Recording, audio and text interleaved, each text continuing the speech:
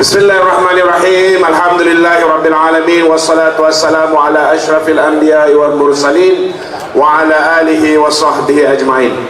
Assalamualaikum warahmatullahi wabarakatuh. Tachahau sakutra galai nandre banakam. Yang saya hormati saudara pengurus majlis yang berbahagia, yang amat berhormat Datuk Seri Syarani, Menteri Besar Perak. Satu tepukan gemuruh untuk beliau. Datuk Seri Ahmad Awang, Penasihat Parti Amanah. Satu tepukan gemuruh untuk beliau. Ketiga-tiga calon kita, saudara Datuk Jo. InsyaAllah dia lagi dapatlah Datuk tu. Rambut anda putih dah. Kita sama-sama pemuda tuan-tuan, tapi saya rambut hitam lagi. Sahabat saya Ustaz Rusdi, saudara Fahmi Faiz Fazil. Dia ada Fahmi Fazil, Faiz Fazil, sama handsome. Sahabat saya Datuk Seri Samsul Iskandar Muhammad Hakim. Satu tepukan gemuruh untuk beliau. Datuk Zaidi, Datuk Hang Tuah. Ada Hang Tuah daripada Melaka tuan-tuan, tapi yang ni daripada Gopeng. Pimpinan-pimpinan Barisan Nasional, pimpinan-pimpinan Pakatan Harapan, hadirin hadirat yang saya kasih sekalian. Malam ni saudara, kita nak gegarkan bumi Permatang Pau ini, boleh? Saya nak tengok orang UMNO boleh tak laungkan Pakatan Harapan. Kita nak tengok pula Pakatan Harapan boleh tak laungkan Barisan Nasional. Barisan! Belum boleh lagi tuan-tuan. Kena praktis ni lawangan ni, kerana tuan-tuan nak transfer undi. Yang mana dulu menyokong BN, nak transfer kali ni sokong Pakatan Harapan. Boleh? Pakatan! Pakatan! Pakatan! Barisan! Barisan! Barisan! Barulah boleh tuan-tuan. Sesuai kita dalam satu pilihan raya negeri, dan di sini negeri Pulau Pinang. Tetapi di sebelah sana hari ini tuan-tuan, setiap hari meratib. Dia kata kalau kita boleh menang pilihan raya di 6 buah negeri ini, kita akan tukar Perdana Menteri. Perdana Menteri yang berasal daripada Pematang Pau ni saudara, mereka nak tukar, nak gantikan Den Tompuk. Kenal Den Tompuk? Tuan-tuan kenal tak Den Sembab? Lebih kurang lah orang yang sama tuan-tuan. Dulu nama dia Tan Sri Mahyudin Yassin. Hari ini nama dia dah bertukar menjadi Mahyadi. Saya beritahu tuan-tuan, na'udzubillah min zalik, kalaupun kita kalah ke semua 6 buah negeri ni tuan-tuan, Perdana Menteri tidak akan bertukar. Kenapa Perdana Menteri tidak akan bertukar saudara? Kerana hari ini Datuk Seri Anwar diberikan mandat sebagai Perdana Menteri oleh 148 ahli parlimen tuan-tuan. 148 daripada 222 ni, 148, 2/3 yang menyokong Datuk Seri Anwar Ibrahim. Sebelah mereka ni ada berapa tuan-tuan? Sebelah mereka ada 74 orang saja. Saudara, 74 orang ini boleh tak dia tukar kerajaan? Boleh? Tak boleh. Tidak boleh. Mereka cuba nak membolehkan dia. Macam mana cara dia saudara? Mereka awal bila mereka menang 73 kursi, belum menang lagi di Padang Serai. Mereka baru menang 73 kursi tuan-tuan. Mereka mulakan gerakan nak dapatkan kursi Perdana Menteri ini dengan mencuri orang daripada kita. Saudara tengok, itu sebabnya ada ayat, sepotong ayat yang keluar, wa makaru wa makarallah wallahu khairul makirin. Kita lihat nafsu serakah Muhyiddin nak mendapat jadi Perdana Menteri ini. Mereka gunakan duit sehabis baik, duit yang dia sapu, duit jana wibawa, program cukup cantik untuk kaum Bumi Putra. Last kali dapat ke orang Cina, tokey Cina. Yang pergi collect duit pun ialah tokey Cina daripada Pagung, kawan kepada Muhyiddin, yang hari ini sudah pun ditangkap. Orang yang sama tuan-tuan adalah orang yang telah menerima 1.3 juta ringgit bagi pihak Muhyiddin dalam kes UKSB. Cuma bezanya tuan-tuan, bila Mahathir terima 2,6 juta ringgit, tidak ada pendakwaan terhadap dia kerana dia dituduh sebagai hanya menerima apa yang dipanggil sebagai dana politik. Bila Muhyiddin terima 1.3 juta, ianya dipanggil dana politik. Bila Ihsanuddin Husain terima, ianya dipanggil dana politik. Bila Syafi'i terima, ianya dana politik. Tapi bila Datuk Zahid terima, ianya rasuah. Nampaklah tuan-tuan beza dia. Saudara, bukan setakat duit jana wibawa mereka sapu. Bila mereka daruratkan negara, saudara, mereka belanjakan lebih 600 bilion ringgit.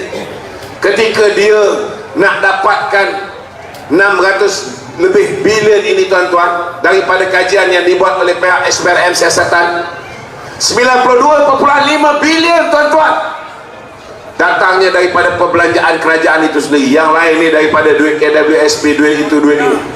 Maka setelah disiasat, didapati punca macam mana SPRM siasat ini bukan kerana baik pihak PH ke pihak BN ke membuat laporan polis, tak ada. Puncanya kebodohan mereka juga. Sebab apa saya kata puncanya kebodohan mereka? Kerana bila ada kuasa tuan-tuan, mereka salah gunakan kuasa ni, kemudian duit yang mereka dapat ini mereka gunakan sehabis baik untuk merasuah pengundi-pengundi sampai ianya dilakukan secara terang-terangan. Semua video yang mereka bagi pengundi, baik yang bagi RM150, bagi RM350, yang dia bagi dekat paguh mungkin tak keluar, yang kat Larut sampai RM1,000 tak keluar. Tetapi bila ada siasatan pihak SPRM, 90 orang tuan-tuan yang menerima duit daripada Perikatan Nasional setuju beri keterangan. Selepas 90 orang setuju beri keterangan ni saudara, lebih kurang 10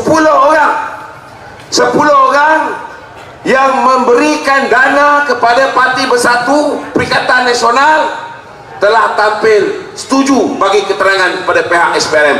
Barulah terbongkar saudara duit yang diterima oleh Wang Saiful Wan Jan, baru terbongkar duit yang diterima oleh naib ketua ataupun timbalan ketua Bersatu Adi Kepung, iaitu saudara Adam Radlan yang merupakan sepupu kepada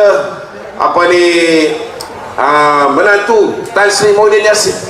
Barulah terbongkar penglibatan Tan Sri Muhyiddin Yassin, penglibatan toke daripada paguh tadi saudara. Punca dia, mereka melakukan rasuah berskala besar kepada rakyat Malaysia yang tak pernah berlaku dalam sejarah Malaysia. Semuanya dirakam, sampaikan ada majlis angkat sumpah. Belum lepas pilihan raya dah ada majlis angkat sumpah. Cuma beza dia, wallahi saya undi PAS tuan-tuan. Tapi ditakdirkan Allah Ta'ala mereka merasuah pengundi. Walaupun mereka rasuah pengundi, walaupun mereka menghasut, dia kata undi PAS masuk syurga, undi BN, undi PH masuk neraka. Saudara, macam-macam strategi yang mereka gunakan, macam-macam fitnah yang dilemparkan baik pada Datuk Zahid, Datuk Najib dan rakan-rakan yang lain. Mereka menang 74 kursi tuan-tuan. Tapi boleh tak ada perintah tuan-tuan? Boleh tak boleh? Tak boleh. Sebab apa mereka tidak boleh perintah tuan-tuan? Kerana saudara, mereka merancang, tetapi Allah Ta'ala pun ada perancangan dia. Dan perancangan Allah saudara lebih hebat daripada perancangan manusia ciptaan dia. Betul tak betul tuan-tuan? Buatlah apa saja kekotoran untuk menang pilihan raya. Bila Allah kata kamu tidak akan berkuasa, kamu tak berkuasa. Cuba bayangkan saudara, kalau Allah Ta'ala tak kurniakan kebodohan pada Muhyiddin pada November yang lepas. Kenapa ini betul ni tuan-tuan? Allah Ta'ala kurniakan kebodohan. Macam mana saya tak kata bodoh? Sama ada 82 kursi itu dengan 73 kursi, yang mana satu lebih banyak, dia tak boleh beza. Dia tetap nak jadi Perdana Menteri. Betul tak betul? Dia tak boleh beza. Tiba-tiba saudara datang bodoh dia. Kalau saya lah tuan-tuan, daripada aku jadi kluster mahkamah, lebih baik ambil jawatan timbalan Perdana Menteri kepada Datuk Seri Anwar. Betul tak betul? Dan saya nak beritahu pada orang-orang Melayu, kalau Muhyiddin fikir tentang soal Islam, Muhyiddin fikir tentang soal orang Melayu, kalau ketika itu Islam dia letakkan perkara nombor wahid, Melayu diletakkan perkara nombor wahid, nombor satu, dia akan pilih untuk terima jawatan timbalan Perdana Menteri, bentuk kerajaan bersama dengan Datuk Seri Anwar sebagai Perdana Menteri. Betul tak tuan-tuan? Kerana kalau dia terima ketika itu, ahli parlimen dia 74 orang beragama Islam dan juga orang Melayu. Ahli parlimen daripada Pakatan Harapan ada 82 orang, 29 orang Melayu, 29 campur dengan 74 orang, kita ada 103 orang wakil rakyat Islam dan Melayu. Yang bukan Melayu hanya ada 53. Maknanya yang bentuk kerajaan ini tuan-tuan, 2/3 Melayu Islam, hanya 1/3 bukan Islam. Tetapi dalam hatinya dia tidak pernah fikir tentang Islam, dia tidak pernah fikir tentang Melayu. Bila dia tolak dengan angkuhnya titah ke bawah dulu tuanku supaya bergabung membentuk kerajaan perpaduan, tuanku titahkan Barisan Nasional untuk bersama dengan Datuk Seri Anwar dan Pakatan Harapan. Kita ni parti saudara yang lahir di Istana Negeri Johor, UMNO ni, betul tak betul?